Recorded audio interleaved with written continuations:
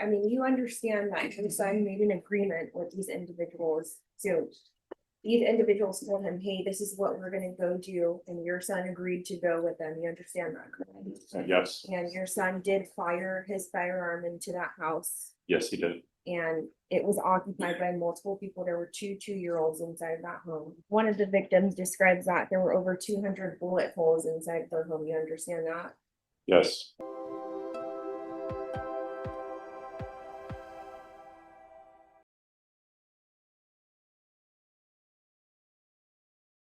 Court is calling 2024 CR 2791A State versus Ethan Anthony Rosales. Can I have parties announced? Megan Galli from the state. Trey Maurer, standing in for Robert Maurer for Mr. Rosales. And are you Mr. Rosales? Ma'am. Do you have any objection to this attorney standing in for Robert Maurer? No, ma'am. Counsel, you received all discovery. Did you review it with your client? We have, Your Honor. Court will find that the state is in compliance with discovery. Mr. Rosales, did you review the application for deferred adjudication or community supervision with your attorney? Did you understand it and sign it? Yes, ma'am. And counsel, you're all applying for deferred? We are, Your Honor. Mr. Rosales, did you review the true bill of indictment with your attorney? Did you understand it? Yes, ma'am. Counsel, do you waive the reading of the indictment? We do. State, are you proceeding on the indictment as presented? Yes, Your Honor. Mr. Rosales, did you review the court admonishments and waivers with your attorney? Did you understand it and sign it in all the appropriate places? Yes, ma'am.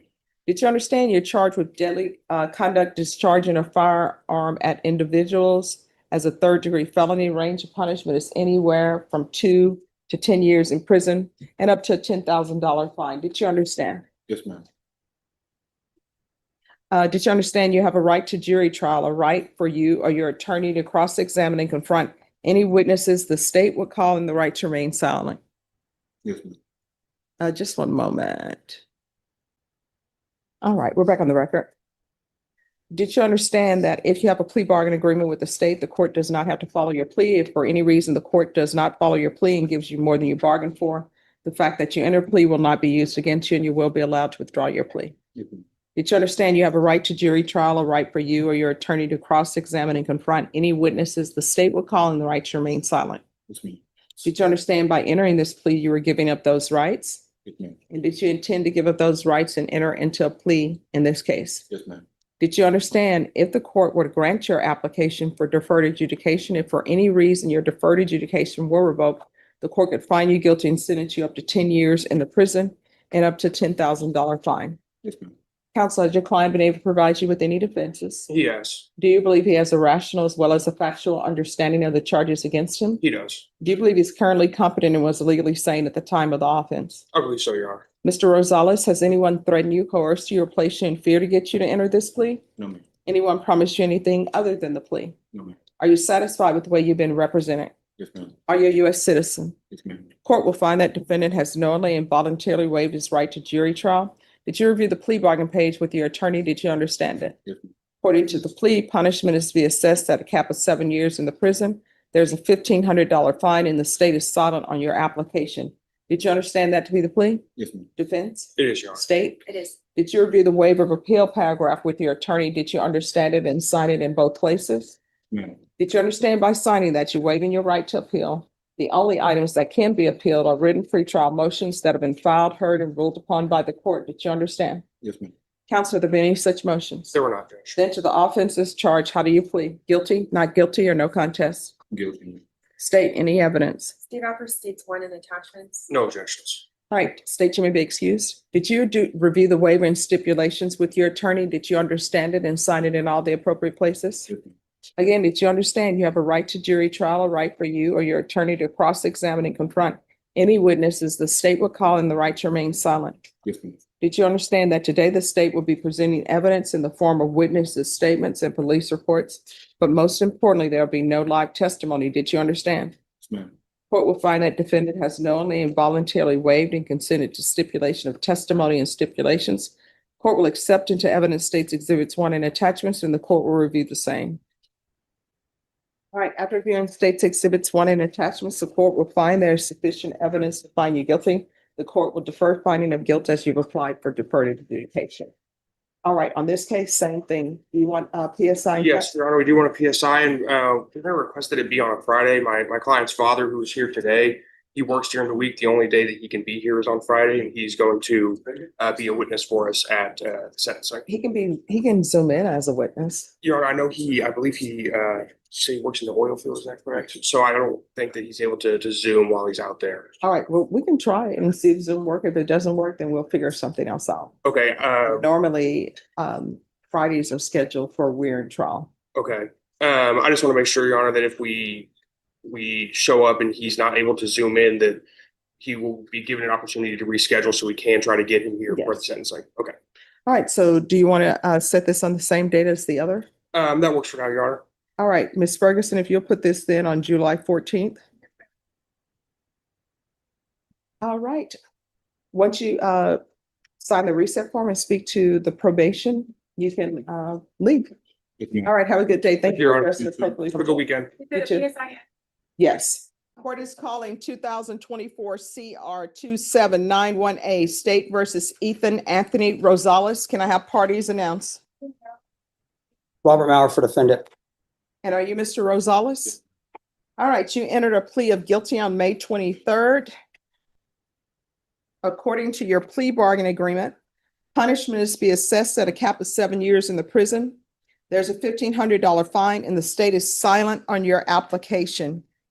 Have both parties had a chance to review the PSI report? We have, Judge. Any objections to the PSI report from either side? No, Judge. All right. State, you are silent. Defense, do you have any witnesses? Yes, Judge. I would like to call Tony Rosales. All right. If they'll come forward, please. All right, could you raise your right hand for me, please? Do you solemnly swear affirm the testimony you give will be the truth and nothing but the truth, so help you God? Yeah. All right, you can lower your hand, state your name for the record. Antonio Rosales. All right. And Judge, if I could, I guess kind of give you some backstory, and I'm sure Megan will let me know if I missed any facts. So this incident took place in 2022. My client was a driver of a car. There were several other young men in the car with him with this incident who participated in this. Subsequent to that incident, my client had been, I guess, arrested, and then Mike Bellavia had represented him. That charge had been dismissed. Okay. Since that time, Ethan he got a job. He became a licensed security guard, passed his level 3, and I think had turned his life around from this incident. And then this charge came back up, and that's what brings us here today. So I can be sure. So he became a licensed security guard, then this charge popped up. Yes, then this subsequent charge, yes. So he had passed all his levels. He was licensed to carry a firearm as a security guard. He passed all the testing, all the background checks. And then I guess the case got refiled as the deadly conduct.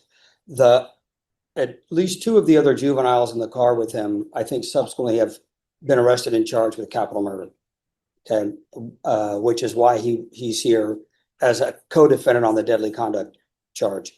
So obviously the boys he was with that night, and it's noted in the offense report, he after work had gone to this Nathan kid's house, and that's how he ended up being involved in this situation. And the capital murder charge has absolutely nothing to do with this offense. No. So I guess what I just wanted to point out to the court is, since his incident in 2022, Ethan has turned his life around, has a good, productive job. He's still working as a security guard, not carrying a firearm, but just a lower level of security guard. And the reason I wanted his dad up here is to speak to a couple things. First of all, about the changes in Ethan since then, and also about the job opportunities he's got. So may I proceed? Yes. So Tony, I know you and I have had several conversations about Ethan and what happened that night. Can you tell the court what sort of attitude or behavior you've seen out of Ethan since this incident back in 2022? before and since this incident. I mean, that night he used very, very poor judgment. I mean, he made a very bad decision, but he acknowledges it, his family acknowledges, we all acknowledge what he did. And like I said, like you just said, you know, we all assumed it was resolved and we can start trying to remove this from him. And he proceeded to get his commission with the state. He in fact, the day he was arrested with the indictment, he was on his way to work. He was carrying his firearm. He was in uniform. And then everything came crashing down again. But that still hasn't stopped him. We've talked about him going to St. Philip's College for Yeah, CDL. let me ask you some, well, I have to ask informal questions. Okay, I'm sorry. Go ahead. So what kind of work do you do? Oh, I'm an HSE engineer on petroleum industry. Okay. Been doing that for the last decade and a half. Okay, and so you and I have talked about Ethan's opportunities in the oil field, correct? Yes, Okay, and you and I have discussed and Ethan, I guess the goal is if he gets probation, that he wants to apply to be a commercial truck driver. yeah, correct? he's already set up for a SAGE program at St. Philip's College, but we have to wait to see what happens here. Okay, and then I guess as part of that, if he's able to finish his program as a commercial truck driver, he has a lot of opportunities for work in the oil field and the oil industry, correct?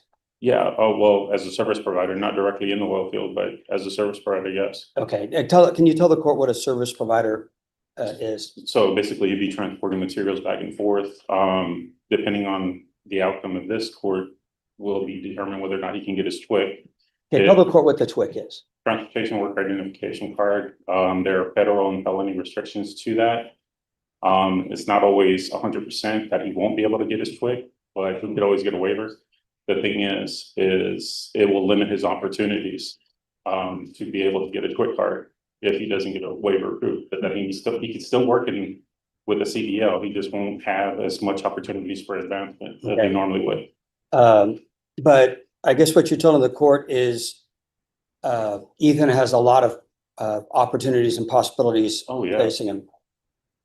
Correct? Yes. Okay, and I guess I didn't see any violation reports or anything that's been filed. I guess, has Ethan been living with you since the incident? 100%. Yeah. I mean, all he does is work and come home and play on the Xbox. I mean, that's basically all he does. Okay, so you haven't had any problems with him No. since then? Okay, and I guess, are you asking the court to give him an opportunity at probation? Absolutely. I mean, he's not been in trouble before this or since this. And we went over the PSI together, right? And you Yes, saw sir. how serious the offense was, right? Yes, and I would not, I mean, it's hard for me to say because obviously I want to do everything. I mean, I've got a private lawyer. I did everything I can to try to keep him out of jail, keep him out of prison because that's not where he belongs. But to be honest with you, I read it and I understand what he did. And even as his father, I still can't say that I wouldn't have the same feelings or make the same statement that they made in the PSI. Well, I think it's good that you're honest about this situation and recognize the severity of the situation, but also understand that, hopefully, given the opportunity, Ethan can be successful. Yes, sir. Okay, that's all I have, Judge. And Judge, I had given these to Megan. These are just some of his withholding stuff and some of the state licensing stuff.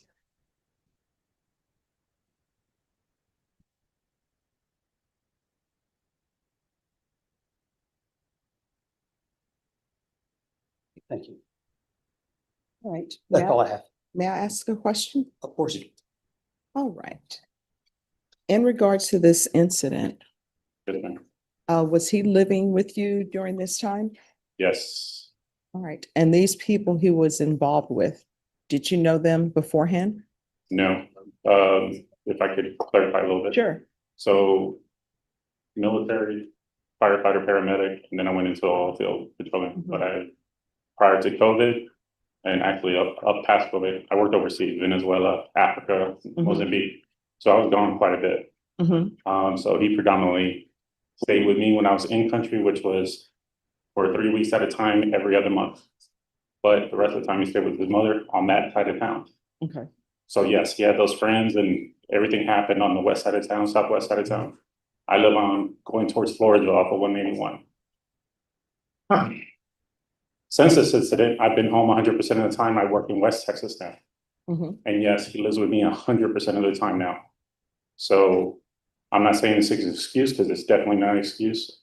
I was absent a lot with him growing up because I was overseas. But it's not an excuse because I was still there every other month and spent a lot of quality time with him. It might not have been quantity, but it was quality time for him to know that this was not what he should have done. But yes, now I'm with him 100%, and or rather, he's with me 100% of the time. All right. And did he talk to you about this incident Yes. immediately thereafter?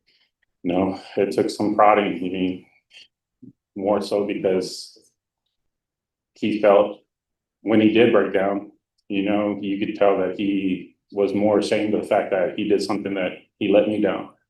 I not necessarily overbearing, but the military and then firefighter, paramedic, and I've kind of a little bit structured a little bit when I was with my kids, both my kids. And so when he did break down and let me know about everything that happened, obviously, I told him we need to do something about it. And in 2023, when we thought it was going to all be resolved in December, January with Michael, yeah, we said, okay, let's get back on track. And we spent the time and paid the money for him to get his commission with the state and, follow and work for his mother's commission as well. And said that if you want to do that, fine. But we need to figure out the job. We need to figure out a career. And so we've been talking about the CDO and him getting with me in the oil field and trying to get away from him. And he has not been with those friends, or well, obviously because they're locked up, but he's not been involved with anybody on that side of town since. All right. Thank you. Any other questions? No, Judge. And I know you're silent, but any questions about? I know you stated that you understand. So did you view the police reports in this case or? Not since the incident, yes, Okay, but not obviously when he was arrested. okay.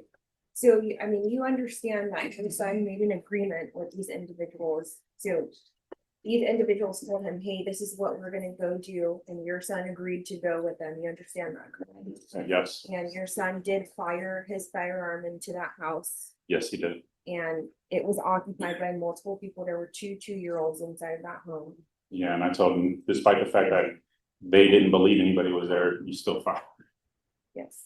And besides the two-year-olds that were there were other adult individuals in the home as well. You understand that? Yes, Okay. And one of the victims describes that there were over 200 bullet holes inside their home. You understand that? yes, Okay. And your son was aware of this and agreed to engage in this type of conduct back in 2022. from what I understand, and only from my son's recollection, is that he didn't think it was gonna be all what it ended up becoming. Yes, he knew what they were gonna go do, but he didn't believe it was gonna be as impactful as it was. So I guess it's my understanding he just didn't believe that the home was occupied, but he understood that he was. Yeah, gonna be but in- he didn't understand that they were gonna do as much damage as they ended up doing. Okay, but he still engaged in Yes. shooting the firearm. Yes, He passed away this year. Are there any other questions?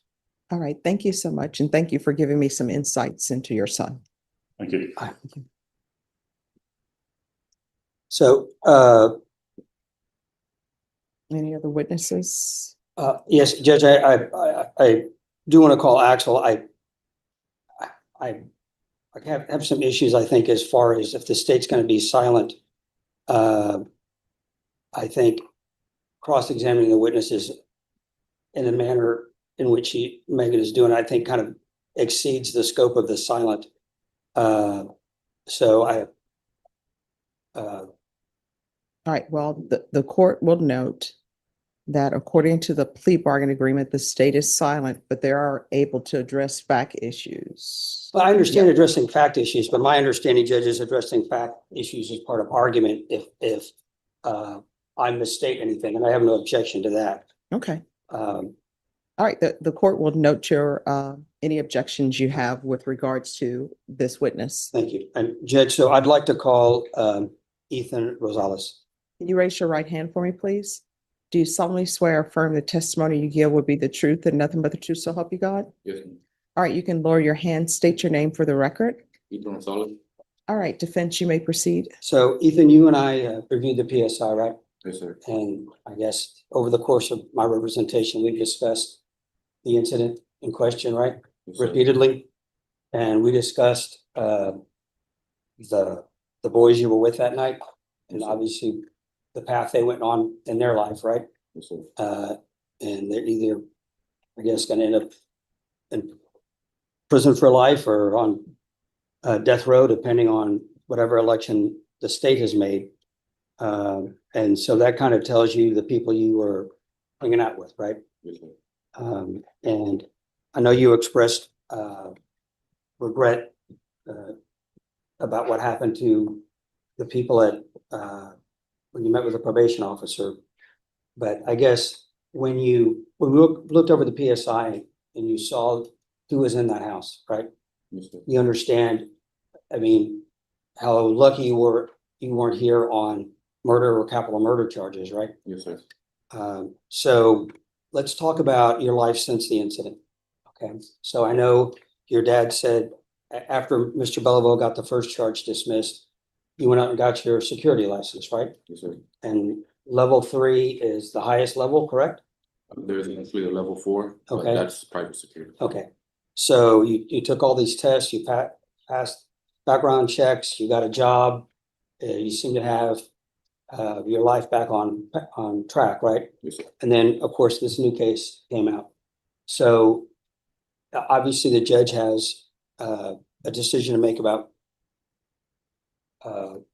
what happens with your life, right? So if you're given the opportunity at probation, you heard your dad talk about the opportunities you have. Do you think you'll be able to take advantage of those opportunities? Yes, sir. Is there anything else you want to tell the judge about what happened that night, or anything you want to say to the people involved? Yeah, I just want to say I'm sorry. I didn't know who was in there. That doesn't change the fact of my decision that I made that night, but it stopped me a lot from job opportunities and moving forward in life to make more money and just be successful. Okay, but the reason it stopped you is because of the decision you made, right? Yes, sir. Okay, so I guess if given the opportunity, do you think you'll be able to comply with any orders or conditions the judge imposes? 100%. Okay, all right, I have nothing further. All right, any objections to the court asking? No, not at all. questions? Walk me through this.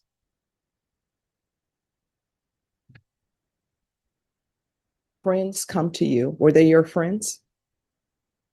If I thought they were All right. So how did you meet them? How did you all become friends? just growing up in the school, playing basketball at the park, stuff like that. All right. Were these your only friends? You know, I have more friends. All right. So explain to me how this happened. You have some friends who come to you. So they come to you, and what do they say? About that night, Yes. I ended up going to their house and they let me know. All right. So you go to their house.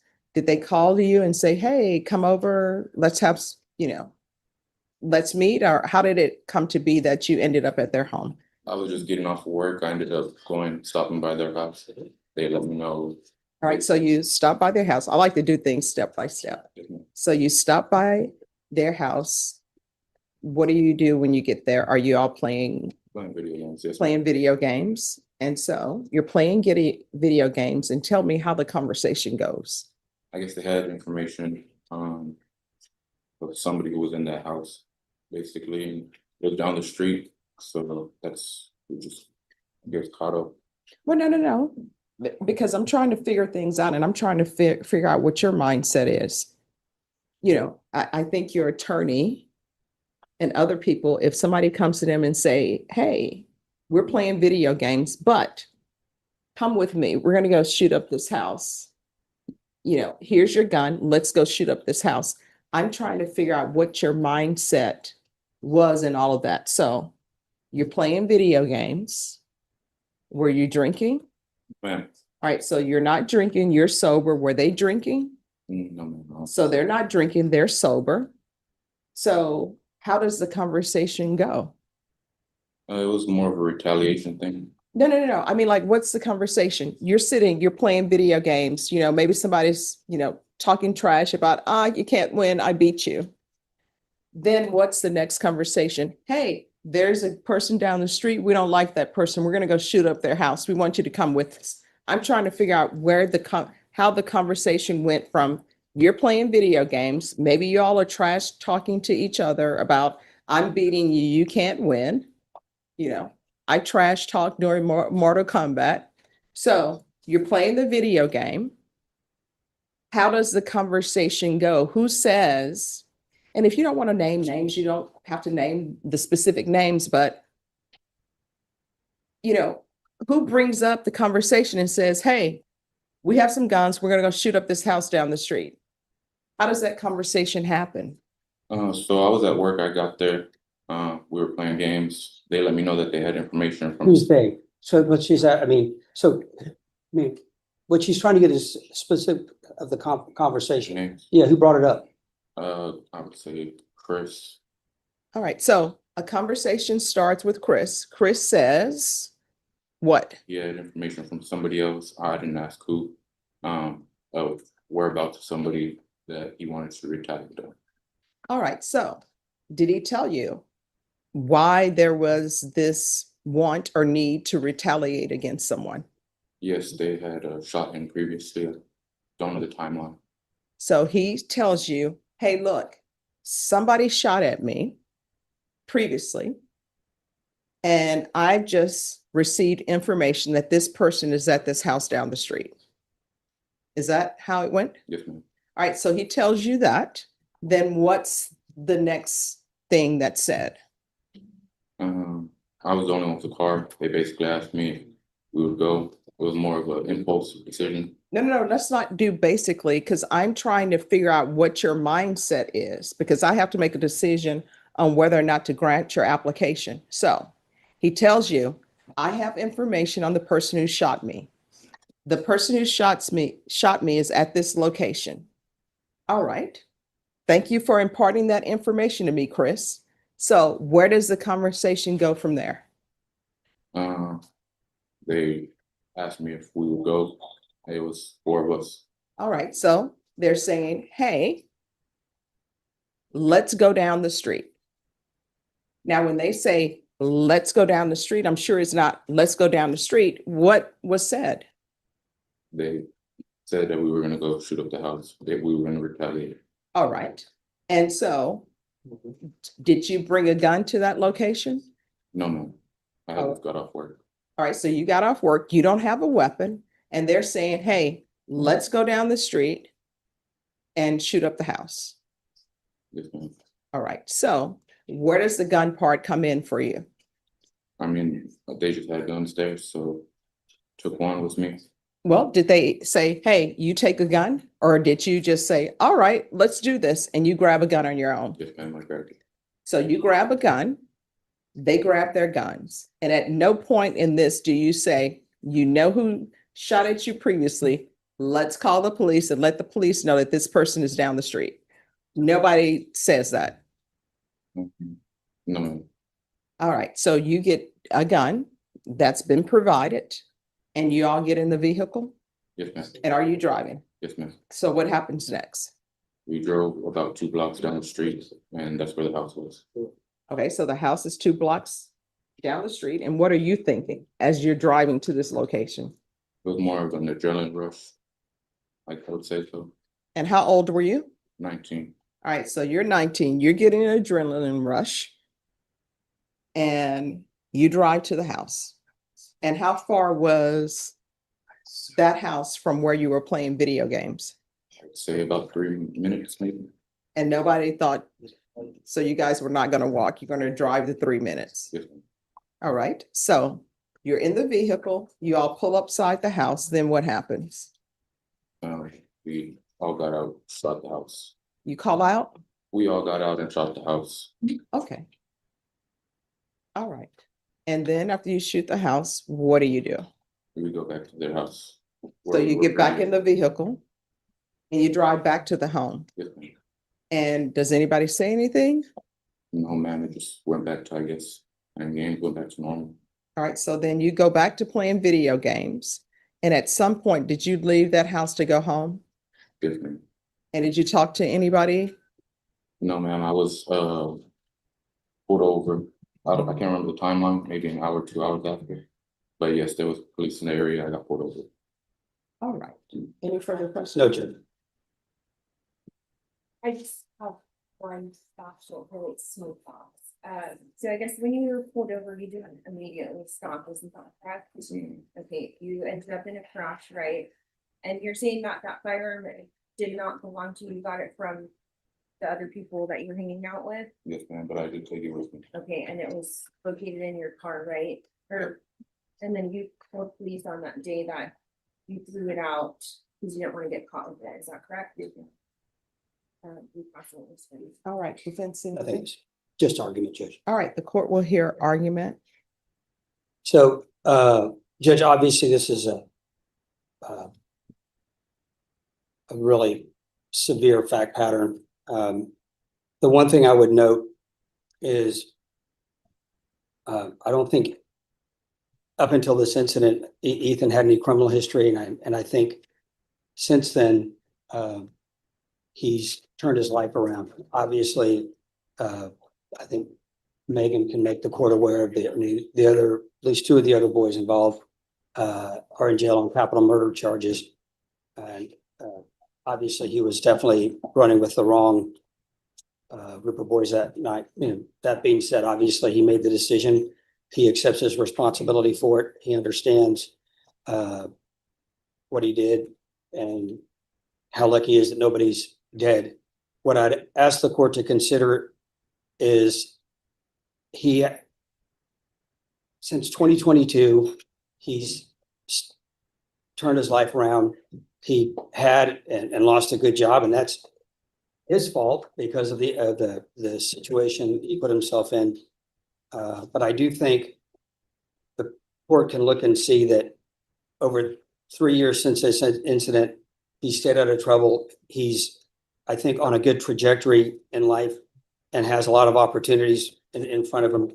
I'd ask the court to consider, and obviously there's a bunch of different possibilities the court can consider. You know, obviously, the most important thing as far as I see is the court grant either, you know, regular probation or deferred. Obviously, deferred would be a great opportunity for him moving forward as far as employment. But what I'd ask the court to just consider some form of supervision, just to recognize that in spite of this horrible situation that he got involved in, he's really shown himself to be a different person than he was when he was 19 years old. And I think he's got a good path in front of him. I'd ask the court to grant his application for either deferred or regular with whatever conditions the court feels are appropriate. And I think he'll be able to do it successfully. I don't think the court will see him again. All right. This is a difficult case. And let me just tell you why it's a difficult case.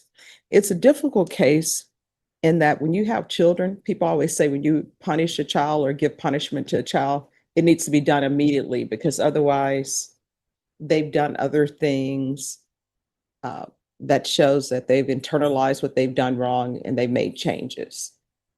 So it's regretful that this case wasn't done sooner. And that's no fault through the prosecutors. And in this court, sometimes cases are not indicted. But here's my issue. When people get together in these groups and they decide to commit crimes together, sometimes if one person would have said, no, I'm not doing that. For example, it sounds to me like people were lazy. They didn't want to walk the 3 minutes. Probably if you would have said, yeah, I'm not going to drive, I'm not a part of this, who knows? Maybe they wouldn't have done that day. I'm looking at the complainants too. Sometimes, well, I'm just going to say it. Some things are the cost of doing business, right? If you sell drugs, you're probably going to go to prison. You may end up getting killed. Cost of doing business. If you're a gang member, you may end up getting shot and die. Cost of doing business. If you shoot up someone's home and they come back and shoot up your home, cost of doing business. That probably will happen. But we can't have people running around lawlessly. And that's my issue. So the young children in that house, they were not a part of the cost of doing business. And I see that there's some issue for restitution. And honestly, I don't want to give restitution to somebody who shoots at somebody else, and then somebody comes to their home to shoot up their home, and now you want restitution. That's sort of like the cost of doing business. I'll hear restitution amounts, but it's really the cost of doing business. And I don't think they should benefit from, as we learned in law school, they have dirty hands. So they should not be benefiting with restitution. So the state is offering a cap of 7 years. I just don't think this is a case that's appropriate for probation. Counsel, I'll consider, I'll retain jurisdiction. Okay, So, can I speak to the cap? yes. Well, I appreciate the court retaining jurisdiction. So Judge, I'd ask the court to take into consideration that it's been 3 years since this incident, that he's not gotten any more trouble. He's maintained employment. And obviously, if he does well and the court grants him shock, then I think he'll still have a good future in front of him. I'd ask the court to assess sentence of 3 years TDC while retaining jurisdiction. All right, so the state was silent on his applications, but I don't think they were silent on the cap. Because I think that covers, I think silent is silent. I think it's entirely up to the court. I don't think if the state wanted to make argument, then they could have opposed. All right, well, I will tell you this.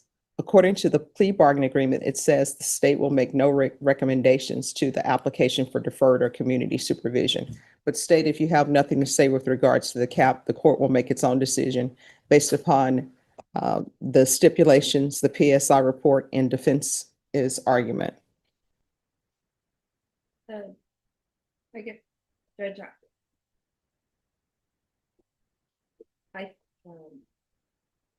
I don't want to say it's implied in the plea bargain, but that's what I would be asking.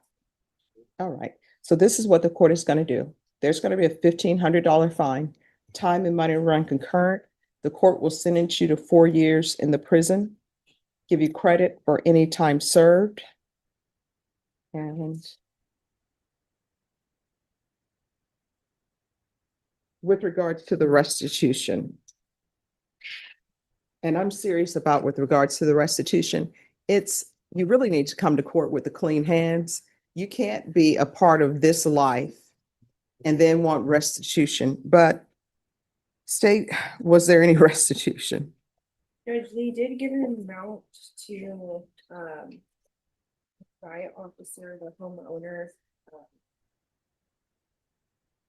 And that was $15,740.65, but it says that the out of pocket actual expenses were $6,980.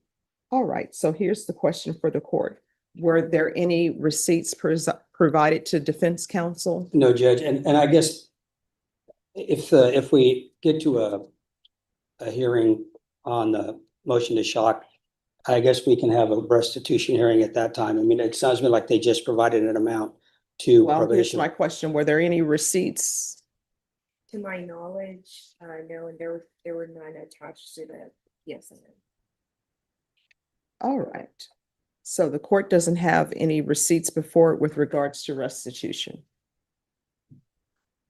So Judge, I guess barring that, I mean, I don't think the court can impose restitution based upon estimates or just generic statements from the complainants. So at this point in time, the court does not have any concrete evidence, not even Have a seat. preponderance of the evidence. Seat. The court doesn't even have a preponderance of the evidence for restitution. So at this time, the court is going to say there's $0 for restitution. Is there anything else with regards to sentencing? No, Judge. All right, did you review the document entitled Trial Court Certification of Defendant's Rights to Appeal with your attorney? Did you understand it and sign it? Yes, All right, because this is a plea bargain agreement, because I followed your plea bargain agreement, and because you waive your right to appeal, you do not have the court's permission to appeal. Because this is a felony conviction, you're not allowed to own or possess any weapons or ammunition. If you have a question over what a weapon or ammunition is, you'll need to speak to an attorney. Do you understand? All right, off the record, here's the thing. If you strongly want the court to consider perhaps giving you shock probation, you had better show me something that you are doing while you are in custody at the prison. Do you understand? Okay. All right, good luck to you.